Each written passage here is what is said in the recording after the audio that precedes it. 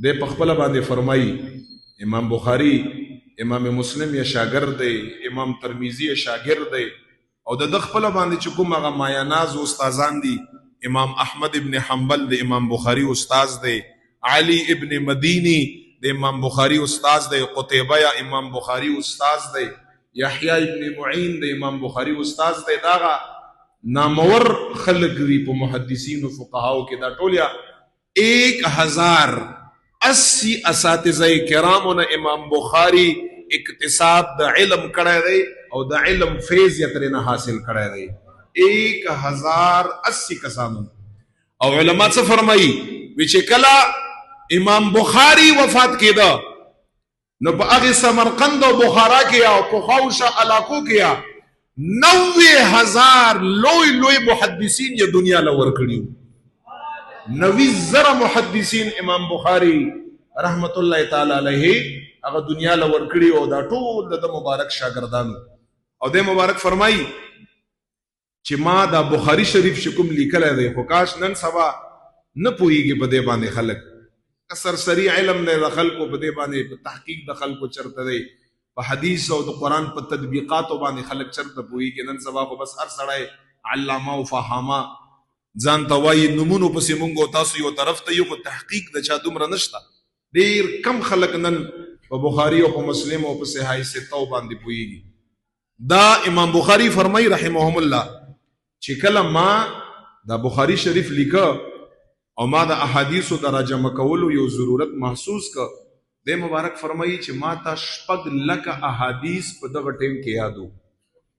او تاسو ته پته ده په بخاری کې چې دا ټول راجمع کړي دا ارث چې پکې وي مثال کې طور په مرفوع احادیث پکې راجمع کړي، بیا ورته معلقات یې، بیا ورته متابعات یې، بیا ورته مکررات یې.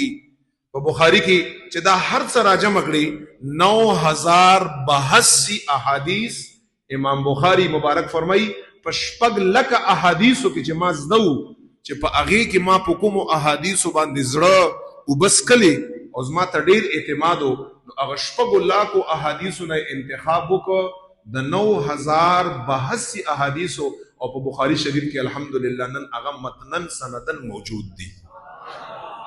تو سوچ کوا چې په څومره احادیثو کې د دومره احادیثو مجموعه د مبارک او بیا تاسو دین اندازه ولګوي لکه تاسو ایجوکیټډ خلک یې اکاونټ یې کړئ چې د مبارک فرمایي چې ما په بخاری کې هر حدیث لیکنې نه مخکې غسل کړی دی. د مبارک فرمایي چې ما په بخاری کې د هر حدیث لیکنې نه مخکې 2 رکعاته نفل کړي.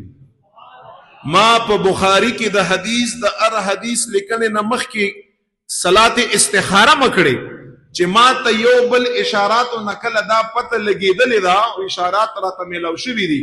ما ته پته لګیدلې چې دا صحیح حدیث د پیغمبر علیه السلام مبارک دی. هغې نه پس امام بخاری فرمایي ما حدیث په بخاری کې لیکلی دی. او چرته یې لیکلی دی؟ په حرم د مکې مکرمې کې او په ریاض الجنت کې لیکلی دی. په بل ځای کې لیکلی هم نه دی. بعضې په حرم د حتیم په سوري کې او د منبر او د روزې مبارک په منځ کې روضة من ریاض الجنه د مبارک دلته ناست دی او د امام بخاری خپل کتاب بخاری مکمل کړی او کمپلیټ کړی دی او په 100 کال کې لیکلی دی. په 14 کال کې امام بخاری لیکلی دی. 16 سال عمر، څومره په تحقیق او څومره په دیانتدارۍ او په امانتدارۍ او یو صحابي او راوي او په هغې باندې جرح او تعدیل او یو دیانتدارۍ سره دا خبره را رسول په 14 کال کې په حرمینو کې لیکلی شوی، په ریاض الجنت کې لیکلی شوی. هر حدیث نه وړاندې غسل، 2 رکعاته نفل، صلات استخاره او ورته اشارات ملاویدل چې دا زما حدیث ته ولیکئ چې کله داسې یو کتاب را جوړ شي که نه نو ځکه بیا علما فرمایي چې د قرآن پاک نه بعد که صحیح کتاب دی کتاب د بخاری شریف کتاب د امام بخاری کتاب دی. دا مجموعه مونږ او تاسو ته څه ده ملاو ده.